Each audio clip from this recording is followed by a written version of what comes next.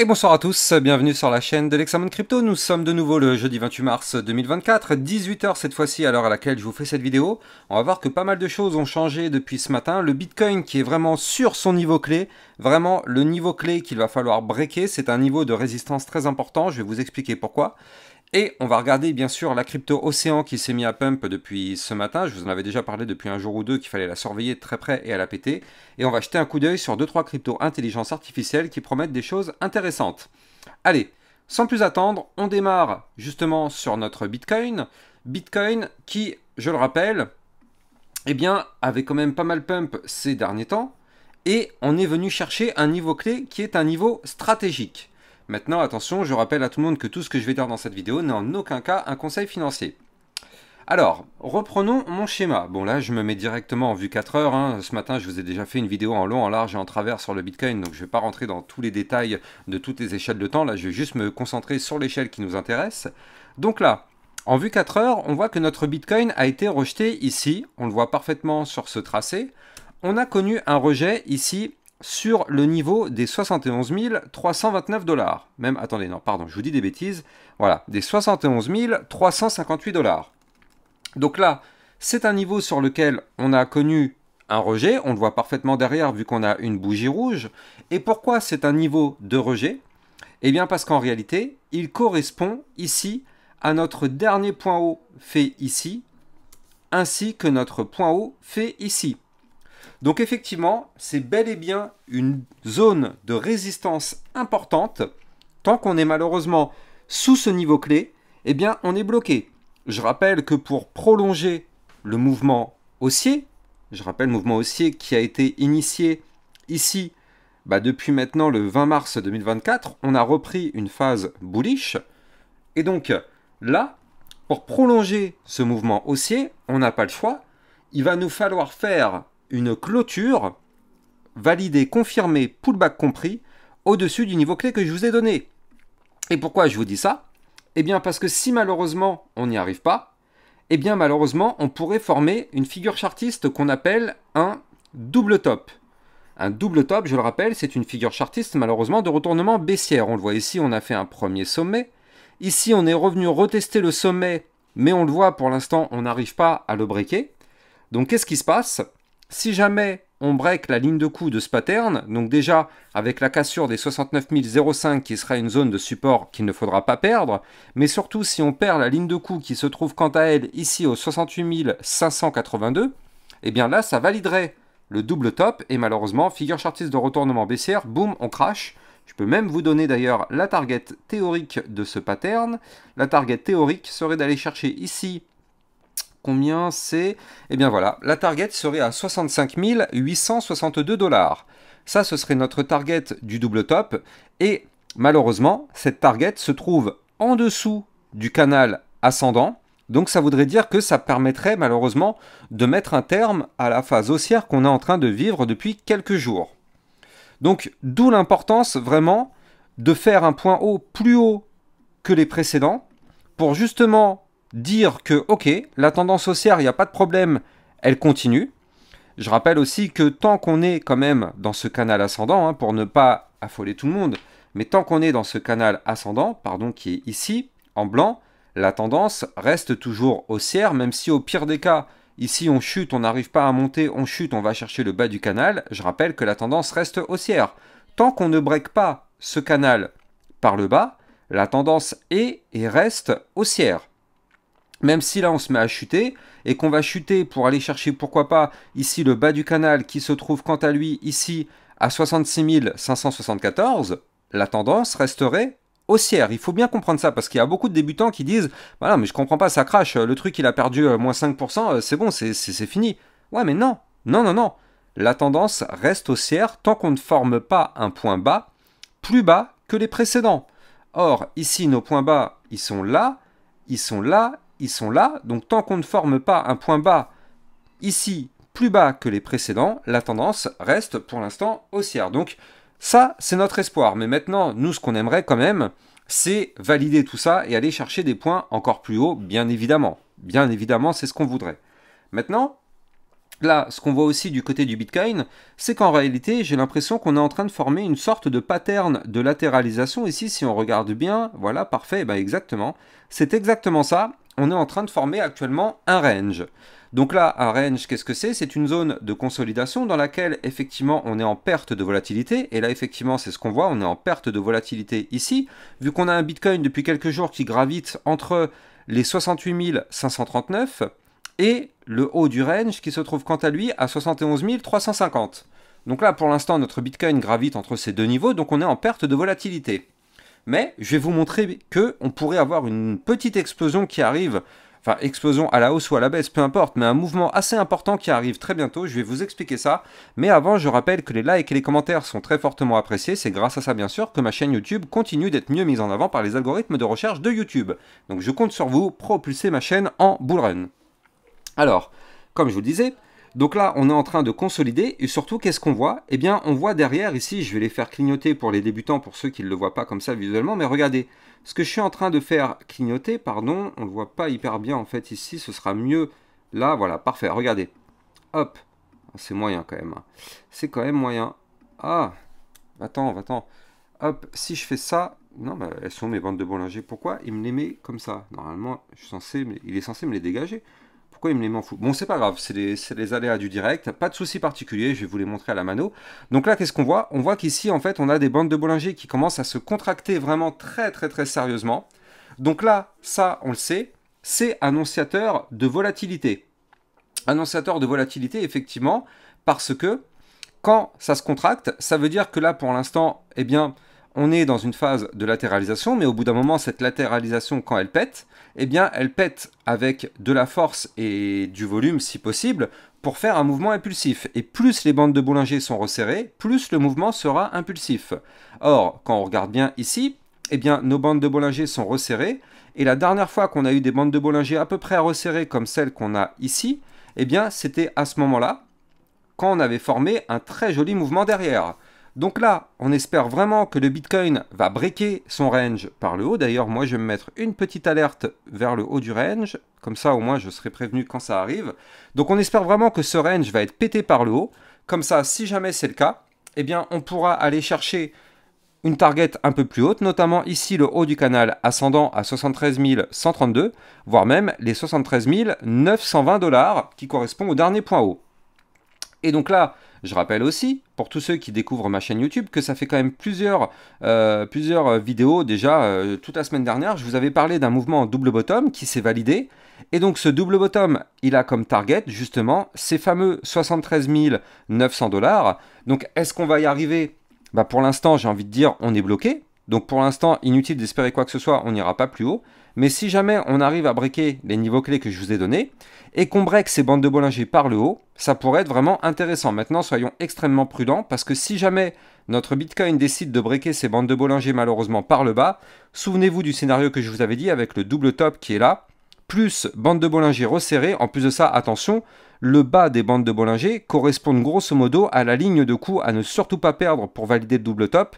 Donc ouais, vous l'avez compris, si malheureusement on chute et qu'on valide ce double top, avec les bandes de Bollinger resserrées, on pourrait dans ce cas-là avoir un mouvement impulsif vers le bas. Donc attention tout de même à ce scénario qui pour l'instant n'est pas privilégié, vu qu'on le voit, on est plutôt orienté vers le haut du range, mais vu que c'est une zone de résistance, on peut très bien se faire rejeter, boum, on chute, on va chercher le bas du range, et si on pète le range par le bas, attention à ça. De toute façon, vous le savez, moi sur ma chaîne YouTube et sur mon Twitter, de toute façon, je vous tiens au courant de tout ce qui se passe sur le marché crypto. Donc n'hésitez pas de venir me suivre sur mon Twitter officiel. Je vous diffuse plein d'informations, plein d'alertes.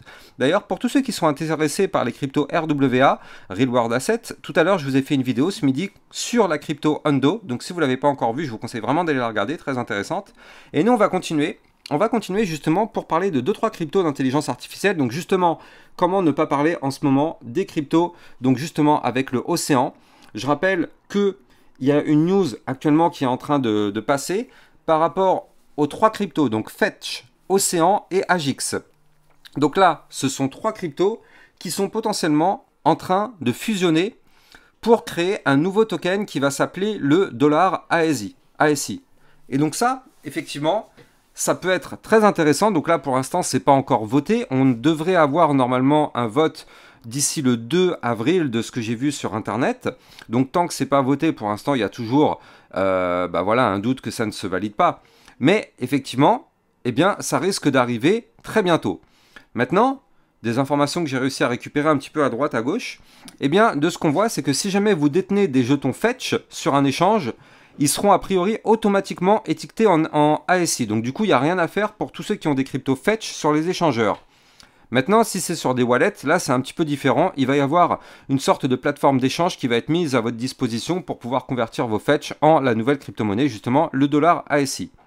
Maintenant, pour tous ceux qui ont du Océan et du AGIX, eh bien ceux-là aussi, a priori, ils vont être renommés en dollars ASI. Donc si c'est sur des échangeurs, a priori, encore une fois, rien à faire de ce côté-là. Maintenant, là où ça devient vraiment intéressant, c'est que il va y avoir quand même des taux de change entre le Fetch et le ASI, pardon, et le Océan. Donc là, c'est là où il y a quand même des choses qu'il faudra vraiment surveiller parce que c'est un petit peu flou encore. Mais bon, là, en tout cas, de ce qu'on voit, c'est que ça va arriver potentiellement d'ici le 2 avril. Donc on verra bien. En tout cas, je vous ai fait un thread. Et merci aussi à Bifresh Crypto. Je me suis inspiré aussi un petit peu de ce qu'il nous a présenté. Donc j'ai chopé un petit peu des informations à droite à gauche. Mais ça m'a permis d'avoir des informations un peu plus en détail. Bref. Donc là, en tout cas, ça se passe sur mon Twitter officiel si vous êtes intéressé par ce type de news. Donc là, du coup, du côté du Océan, eh bien là, ce qu'on voit, et c'est ce que je vous avais parlé ce matin, il faut absolument breaker le dernier point haut, et si possible la résistance des 1,436. Et donc là, on voit que potentiellement, c'est ce qu'on est en train de faire. On est en train de tenter la cassure des 1,436 pour aller chercher les 1,518. C'est justement le niveau clé de résistance que je vous avais donné ce matin. Et d'ailleurs, comme quoi, il n'y a pas de surprise. Quand on place vraiment des niveaux clés millimétrés, il n'y a strictement aucune surprise. On va chercher les niveaux clés qu'on connaît déjà. Et donc si jamais on break les 1,518, ce serait pour aller chercher les 1,6059. Surtout que ce qui est bien, c'est que là on est en train de valider effectivement la petite anse dont je vous avais parlé. Il faut impérativement clôturer la journée si possible au-dessus des niveaux clés que je viens de donner et si possible déjà, dans le pire des cas, si possible au-dessus des 1,3679. Là au moins ça validerait effectivement la petite anse pour aller chercher pourquoi pas des points plus hauts. Donc du côté du Océan, c'est vrai que là ça fait quand même pas mal de voir cette courbe qui a cette tête là, parce que franchement ça peut être synonyme de nouvelles poussées haussières. Donc là quand on voit aussi du côté du Océan au niveau de son tout dernier point haut, je rappelle que son ATH sur l'Océan Protocol se trouve à 1,7138, donc on en est vraiment plus très loin. Et donc après, la toute dernière mèche de liquidité à aller chercher, ce sera les 1,9414 quand même. Donc là, franchement, du côté du Océan, si on regarde par rapport au niveau auquel on est actuellement, on n'est plus qu'à combien 14% de l'ATH et la dernière mèche de liquidité ici à plus 29%.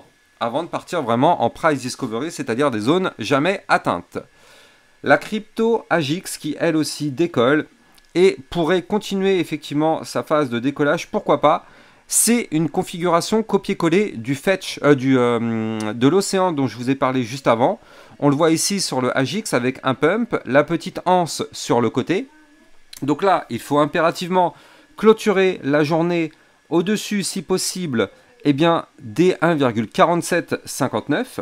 En faisant ça, ça validerait la cassure du dernier plus haut et on pourrait aller chercher, pourquoi pas, un nouveau point haut. On est actuellement en price discovery sur l'AGIX, donc ça veut dire qu'on est dans une zone jamais explorée jusqu'à présent. Donc là, effectivement, tous les coups sont permis, il peut aller maintenant n'importe où, ça peut aller très haut, mais pour ça, il faut bien sûr breaker et valider la cassure de ce pattern qui pour l'instant nous bloque, hein. On est encore un petit peu sous résistance, mais pourquoi pas pour très bientôt. Encore une fois, c'est pas un conseil financier, hein, c'est de la pure et simple lecture de courbe. Donc là, j'ai pas de boule de cristal, hein, je suis comme vous, je regarde une courbe, je vois qu'on est juste en dessous, donc pour l'instant je sais qu'il n'y a toujours pas de signal, mais ce que je vois c'est que je me dis, si effectivement on break le niveau clé, on sait qu'on pourrait monter, pourquoi pas, un petit peu plus haut. Jetons un petit coup d'œil sur la crypto Fetch, donc elle aussi c'est pareil, je vous en avais parlé ce matin, et on voit que depuis ce matin, elle se met à pump, donc on a pris un plus 10% depuis ce matin quand même sur le Fetch, donc ça c'est plutôt cool, hein. Et donc là ce qu'on voit c'est qu'on est en train de tenter de breaker la résistance des 3,1327, donc là il faut impérativement clôturer la journée au-dessus de ce niveau clé si on veut aller chercher des points plus hauts, et cette crypto, le Fetch, eh bien il est actuellement en price discovery. Price Discovery, ça veut dire que là, pour l'instant, on est dans une zone jamais atteinte et jamais explorée. Donc là aussi, c'est pareil. Eh bien, si on break le niveau clé que je vous ai donné tout à l'heure, on pourrait aller chercher, pourquoi pas, des points encore plus hauts, sachant que là, quand même, ça semble plutôt bien parti. Hein. La journée, elle se termine quand même dans 6 heures. Et là, on voit qu'on est quand même bien au-dessus. Alors, à prendre avec des pincettes quand même. Attention, hein, parce qu'à la seconde où le Bitcoin se met à chuter, tout chute avec lui. Donc là, le fait, il pourrait nous faire quelque chose comme ça. On va continuer effectivement sur une crypto, donc le Doge. Pour ceux qui se souviennent, je vous en avais parlé il y a quelques jours justement, je vous avais dit attention au Doge les amis, attention, le Doge peut se mettre à faire quelque chose d'intéressant. Je rappelle que si vous voulez trader toutes ces crypto-monnaies là, vous allez trouver en description de cette vidéo mon lien de parrainage Binance qui vous permet d'obtenir un bonus de 10% à vie sur vos frais de trading. Donc souvenez-vous, sur le Doge, je vous avais expliqué que là, on forme effectivement la même configuration qu'on avait sur les autres crypto-monnaies que je viens de vous parler jusqu'à présent, c'est-à-dire le pump, la petite anse, et je vous avais expliqué qu'il fallait impérativement clôturer au-dessus des 0,17947, et là on le voit, c'est chose faite. Donc là le Doge qui reprend de la force, on est actuellement revenu chercher ici une zone de résistance à 0,21574, et quand on regarde en réalité par rapport, au bear market, combien il a pris cher pendant le bear market, on voit que là on reprend quand même pas mal de force. Si jamais on break la résistance que je viens de vous donner, donc les fameux 0,21574, on pourrait aller chercher pourquoi pas ici la résistance suivante des 0,23747. D'ailleurs je vais la dessiner parce que sinon je l'aurai plus. Et si on break cette résistance, on prendrait la direction de la résistance suivante qui se trouve à 0,26484, puis les 0,28045. Donc là, du côté du Doge, franchement, il y a quand même pas mal de force dessus. C'est plutôt bullish tout ça. Donc on va surveiller tout ça de très très près. Ce serait pas déconnant que notre crypto Doge fasse un nouveau point haut là, pour aller chercher les targets que je vous ai donnés. On va la surveiller sur ma chaîne YouTube. Et donc, on va continuer. Un petit coup d'œil sur la crypto audio. Parce qu'elle, elle pourrait se mettre à péter, pas forcément tout de suite, mais pourquoi pas bientôt. Et pourquoi je vous dis ça? Parce que la crypto audio, pour l'instant, on le voit. Donc on a connu ici une phase haussière. Puis derrière, on a eu un retracement. Retracement ici sous forme de canal, avec une ligne de tendance baissière qui est là, qui pour l'instant nous sert de résistance. Et qu'est-ce qu'on voit? Eh bien, on voit que là, on est pile poil sur le audio, juste en dessous du niveau clé qu'il faudra breaker. Donc le niveau clé, je vous le donne, il est ici en vue jour, donc 0,3217. Ça, c'est le niveau clé qu'il faut breaker en vue jour si on veut aller chercher des points plus hauts. Donc tant qu'on ne clôture pas une journée au-dessus de ce niveau-là, inutile d'espérer quoi que ce soit, on est toujours en configuration baissière. Je rappelle que là, on fait des points hauts de plus en plus bas, on fait des points bas de plus en plus bas, donc là, actuellement, la configuration est baissière sur le audio. Maintenant, pour inverser la vapeur, il va nous falloir breaker cette ligne. Est-ce qu'on va le faire? Dites-moi en commentaire ce que vous en pensez. D'ailleurs, est-ce que vous pensez qu'on va réussir à breaker ça ou pas? Moi, pour l'instant, j'en sais rien, j'ai pas de boule de cristal, mais je vois quand même que ça a l'air plutôt bien parti, donc à surveiller. Mais pour l'instant, on n'en sait rien du tout.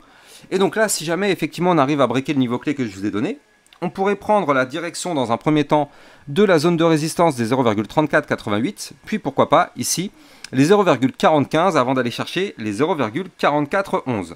Donc tout ça, ce sont des niveaux clés à aller chercher sur notre crypto audio, si jamais effectivement elle se met à valider la cassure de la target que je vous ai donnée. Et on termine sur, alors sur quoi? Sur le Shiba ou... Non, je suis pas hyper chaud sur le Shiba, je voulais plutôt vous montrer une autre crypto, je sais pas si je l'ai, je me rappelle plus c'est exactement laquelle, je vais la retrouver, ça c'est les aléas du direct. Et oui, je crois que c'était, ouais, c'était celle-là, c'était la crypto AVAX. Donc là, du côté de l'AVAX, je voulais vous en parler parce que elle, eh bien, dans une échelle de temps un peu plus court terme, donc là je suis passé en vue heure cette fois-ci sur le AVAX, eh bien on voit que pour l'instant, on est dans une belle petite phase haussière, ici, avec ce petit canal ascendant qu'on a actuellement sous les yeux. Et donc là, du côté du AVAX, bon pour l'instant, oui, ok, là on est plutôt baissier si on prend juste les 3 dernières heures, mais tant qu'on est dans ce canal ascendant, pour l'instant c'est plutôt bon signe, on est toujours en phase haussière. Et donc là, ce qui serait bien, c'est qu'on arrive sur notre AVAX à breaker ici le dernier point haut, donc notre zone de résistance des 54,99. Si on fait ça, effectivement, on pourrait voir un AVAX qui poursuit sa phase haussière. Juste au-dessus de la tête, c'est ça qui est intéressant, c'est qu'on a le ruban de moyenne mobile. Donc tout ça, c'est une zone de résistance. Ce qui est bien, c'est que le ruban est vraiment compressé. Donc ça veut dire quoi? Ça veut dire que si on break le canal par le haut, on breakera par la même occasion la résistance du ruban de moyenne mobile. Et donc si on fait ça, ça pourrait nous permettre sur notre AVAX de reprendre de la force pour aller chercher, pourquoi pas ici, le milieu des bandes de Bollinger à 55,86 et revenir ici à la résistance des 57,055. Pardon. Encore une fois, je rappelle la règle, à la seconde où le Bitcoin se met à cracher, tout crache avec lui, donc toujours bien surveiller ce que fait le Bitcoin. Quant à moi, j'ai plus qu'à vous souhaiter une excellente fin de journée. N'oubliez pas de venir me suivre sur mes réseaux sociaux et notamment sur mon Twitter. Vous allez trouver le lien en description de cette vidéo. Et je vous donne rendez-vous demain matin à 8 h pour une prochaine vidéo. Ciao, ciao!